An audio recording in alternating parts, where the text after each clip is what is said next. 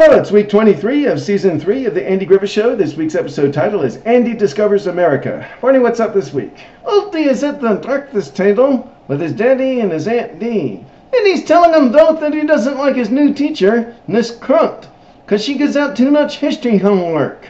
And then I come in the kitchen, and then Andy tells Ulti he wasn't much good at history in school either. And I say, that's funny. History was right up my alley. It was one of my desk subjects. Ask me something. Go ahead, ask me anything. So Andy asks you to recite the Emancipation Proclamation, and you can't do it. So Andy tells Ulti, see, a lot of folks had trouble with history.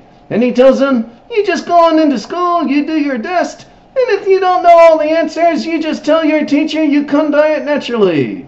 So in school that day, Ulti doesn't know about the founding of Jamestown when his teacher asks him, and then Ulti tells her his pa says that all this stuff wasn't important anyway, that he never had to learn it, so why should Ulti have to learn it?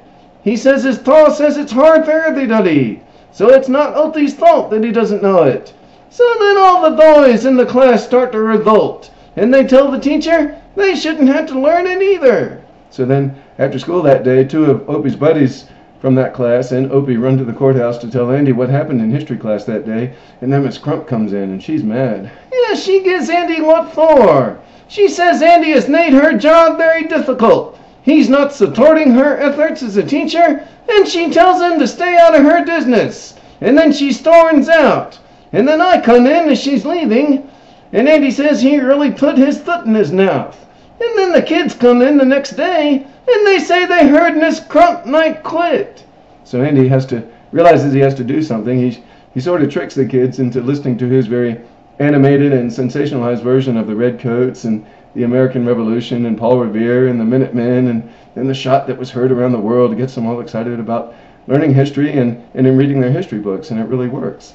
Yeah, he convinces the boys to form a club named the Nader Minutemen, where all the Nenders know their history dates and facts. So the next day in school, Miss Crump discovers a class full of boys who are now full of history information.